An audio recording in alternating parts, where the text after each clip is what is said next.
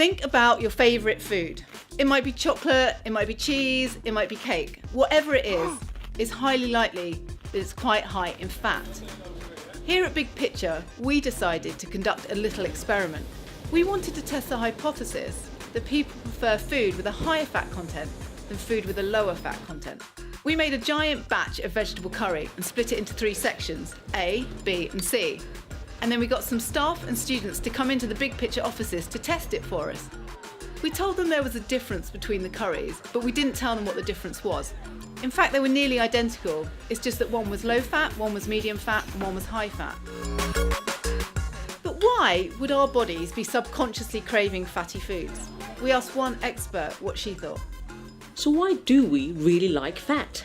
We think the reason for this is that our brains are hardwired to allow us to eat more fat, because for every gram you eat, you get twice as many calories from fat as you do from carbohydrate or from protein.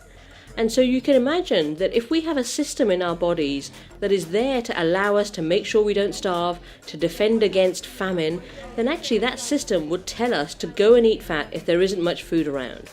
Now what we really need to try and figure out is, how does that really happen? When you take a mouthful of curry, what is going on in your brain that then tells you to eat more?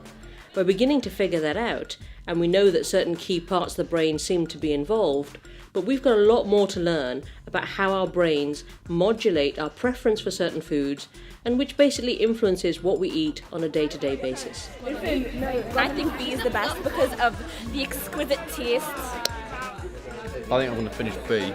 C definitely is sweeter than the See, they all taste the same thing.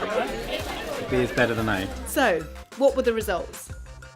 Of 107 testers, 15 preferred curry A, 65 preferred curry B, and 27 preferred curry C. So B, the most popular, was also the curry with the highest fat. But is this finding statistically significant? That's for you to find out. If you go to our website, www.bigpictureeducation.com/fat, you'll find out how to choose the most appropriate statistical test to answer the question.